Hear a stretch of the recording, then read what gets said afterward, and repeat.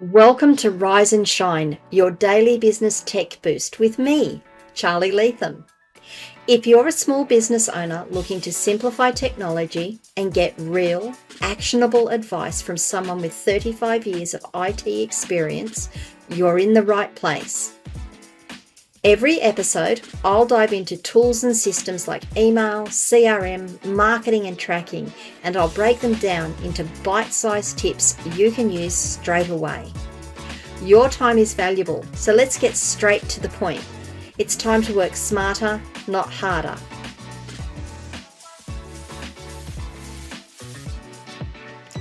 Rise and Shine. It's your daily dose of business tech inspiration with me, Charly Leetham, episode number 568. And I'm bouncing back to websites today. I know I'm all over the place. I'm actually recording a training series in the background. So I'm trying to keep my brain active, give you guys good stuff, and still get out the good stuff in this training course that I'm recording as well. Anyway, 568. We're bouncing back to websites. I want to talk about your page not found page on your website. So 404 page. I'm sure most people understand if I was to say 404. Most people would say page not found, file not found. So your 404 page. When someone visits your website and they can't find and they put in a URL on your website or an extension on your website, and that page isn't there, or that content isn't there, your website should pop up an error page that says, sorry, we can't find what you're looking for, which is great. And yeah, you can use your 404 page for so many things. It's not really just a page that says, no, we can't find something, and I'm sorry, Australianism, bugger off. It should be there to help people find the content that you're looking for. So many 404 pages, as standard, have a search button. Now that's great. You might also consider saying, look, if you can't find what you're looking for, consider signing up to our newsletter. Maybe you've got an AI chatbot on your site that you can hook in there to say, look, maybe our chatbot can help you.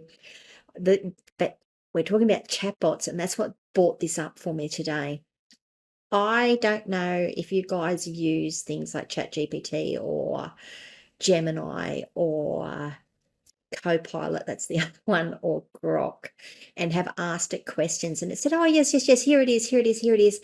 And you say, well, can I have the URL so I can go and look at it? And it's given you a URL to a thing. Or if you're like me, I like references. I say, so can I have the references, please? Where did you get this information?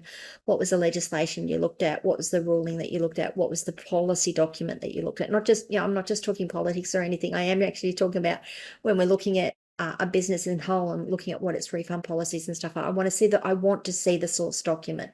I want to see how that wording has been written, how it is worded, so that I'm not just taking an AI's point of view on it. I want to make sure that I've understood it, that my grey matter has worked on it.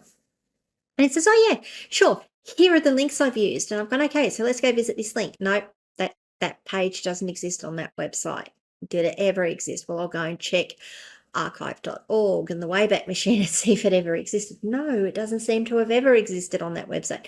Very interesting. Go and check the next one. No, that one doesn't exist either. And so I go back into the AI and I say, these pages don't exist.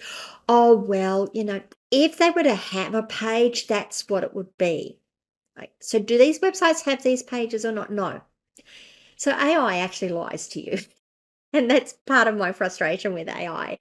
But that's not what I want to talk about today. I want to talk about the opportunity that gives us as business owners whose content does get trolled by the AI engines for context, for information. Now, unless we've set our websites up to not to block those bots, they will index our sites. And in a lot of cases, it's great for us to have the AI trolling our sites and getting our information out.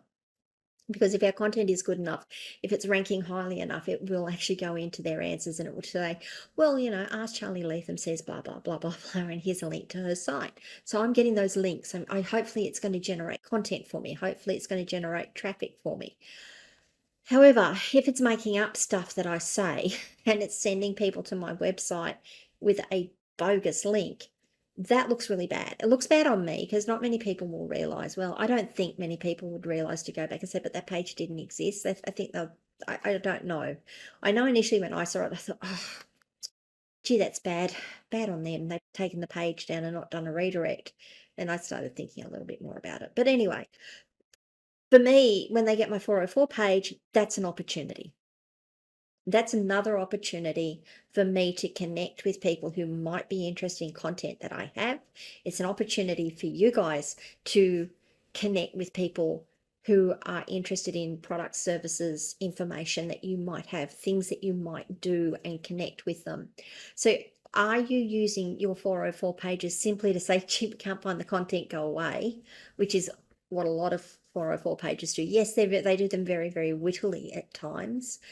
Or are you using your 404 page to say, hey, sorry, we couldn't find that piece of information you were looking for. Maybe we can help you out. Here's our search bar. Here's where you can find our site map. Here's an index of all of our content.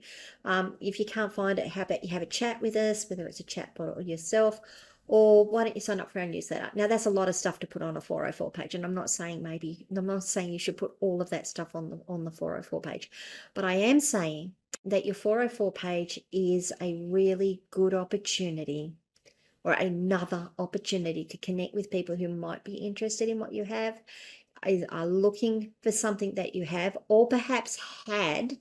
Maybe they're coming and you've taken that content down and you haven't got a redirect up on that URL to send it to another page. It's just dropping up the 404 page.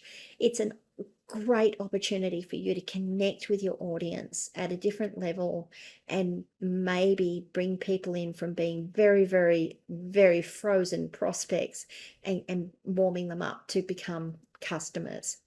What do you guys think? I know I've been using AI, ChatGPT, a lot, and asking it to give me references and give me what it does. And I know that more often than not, it will send me somewhere and that content just does not exist. And it would be really good when I went to those sites for it to say, oh, hi, we could see you were looking for something. Here's where you can find more information from us.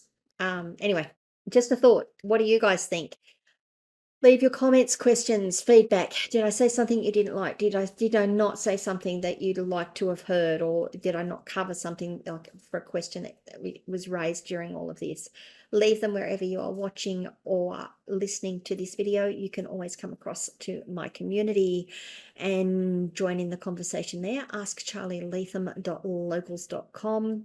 If this video was useful to you, could you give it a like? Thank you. Maybe share it with someone as well. Maybe that would be great as well. And if you haven't already subscribed to the channel, please do, and ring the notification bell to find out when I drop more content. And guys, I'll see you all tomorrow. Bye.